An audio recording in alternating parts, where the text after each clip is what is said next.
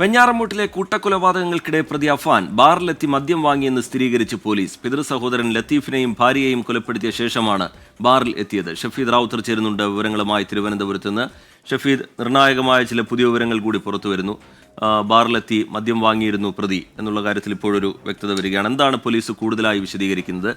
ഈ കൊലപാതകത്തിന്റെ കാരണം എന്താണ് എന്നതിന്റെ വ്യക്തതയിലേക്ക് അന്വേഷണ സംഘത്തിനെത്താൻ കഴിയുന്നുണ്ടോ ഷഫീദ്?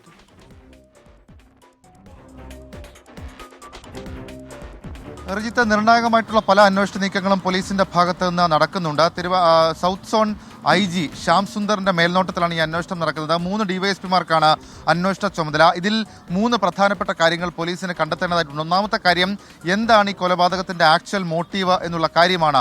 അതിൽ ചില സംശയങ്ങൾ പോലീസിനെ സംബന്ധിച്ചിട്ടുണ്ട്. അതുകൊണ്ട് തന്നെ ഈ അഫാന്റെ സാമ്പത്തിക ഇടപാടുകൾ അടക്കമുള്ള കാര്യങ്ങളുടെ വിവരങ്ങൾ ഇന്നലെ തന്നെ പോലീസ് തേടിയിരുന്നു. ഇന്ന് അതിന്റെ കൂടുതൽ വിവരശേഖരണം പോലീസ് നടത്തും. 2, അഫാൻ ലഹരി ഉപയോഗിച്ചു എന്നുള്ള കാര്യമാണ്. അഫാൻ എന്തോ ലഹരി ഉപയോഗിച്ചു എന്നുള്ള സംശയം പോലീസിനെ സംബന്ധിച്ചിട്ടുണ്ട്.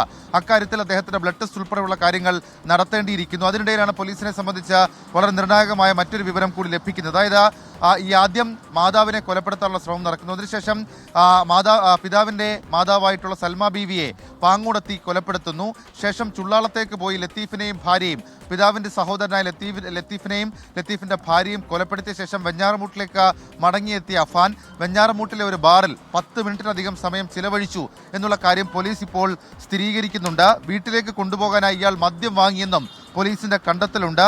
അതിനുശേഷമാണ് ഇയാൾ വീട്ടിലെത്തി പെൺസുഹൃത്തായ ഫർസാനെയും അതേപോലെ തന്നെ അനുജനായ അഫ്സാനെയും കൊലപ്പെടുത്തുന്നത്. ഏതായാലും അതിനിടയിൽ ഒരു 10 മിനിറ്റ് ഇയാൾ ബാറിൽ ചിലവഴിച്ചു എന്നുള്ളത് തന്നെ എന്തുമാത്രം എക്സെൻട്രിക് ആണ് ഇയാൾ എന്നുള്ള കാര്യം ഉറപ്പിക്കുന്നുണ്ട്. ഇനി മൂന്നാമത് പോലീസിനെ സംബന്ധിച്ച് ഇതിന് പിന്നിൽ മറ്റാരെങ്കിലും ഉണ്ടോ, മറ്റാരുടെയെങ്കിലും സ്വാധീനമുണ്ടോ എന്നുള്ള കാര്യമാണ്.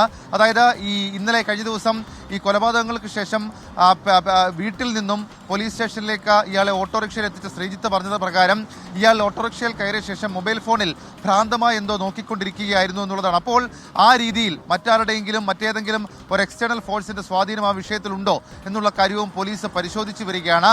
നിലവിൽ ഇപ്പോൾ തിരുവനന്തപുരം മെഡിക്കൽ കോളേജ് ആശുപത്രിയിൽ മെഡിക്കൽ ബോർഡിന്റെ നിരീക്ഷണത്തിലാണ് അഫാൻ ഉള്ളത്. ഒരുപക്ഷെ നാളെയോ മറ്റന്നാളോ ആയിരിക്കും ഇയാളുടെ മൊഴി വിശദമായി രേഖപ്പെടുത്തുക. നടപടികൾക്കായി കാത്തിരിക്കുകയാണ് പോലീസ്. അതേസമയം തിരുവനന്തപുരം വെഞ്ഞാറമൂട് ഗോകുലം മെഡിക്കൽ കോളേജ് ആശുപത്രിയിൽ ചികിത്സയിലുള്ള അഫാന്റെ മാതാവ് ഷെമിയുടെ ആരോഗ്യനിലയിൽ നേരിയ പുരോഗതിയുമുണ്ട്. റിജിത്ത്, ശരി, പ്രതി അഫാൻ ബാറിലെത്തി മദ്യം വാങ്ങി എന്ന കാര്യം സ്ഥിരീകരിക്കുന്നുണ്ട് അന്വേഷണ സംഘം. ഈ ഘട്ടത്തിൽ പിതൃ സഹോദരൻ ലത്തീഫിനെയും ഭാര്യയെയും കൊലപ്പെടുത്തിയ ശേഷമാണ് പ്രതി അഫാൻ ബാറിലേക്ക് എത്തിയിരിക്കുന്നത്.